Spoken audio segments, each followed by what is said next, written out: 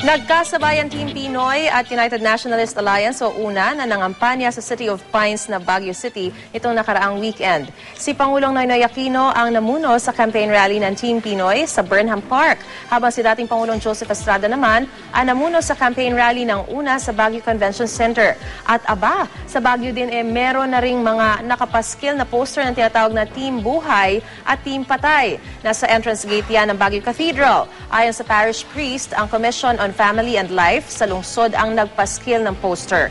Yung nakalista sa Team Buhay ay yung mga kandidato at party list na tutol sa reproductive health law. Nakalista naman sa ilalim ng Team Patay yung mga pabor sa nasabing batas. Nirerespeto raw ng UNA ang malayang pamamahayag ng simbahan at may Supreme Court ruling na rin naman kaugnay doon na maaari pang magkabit ng TARP.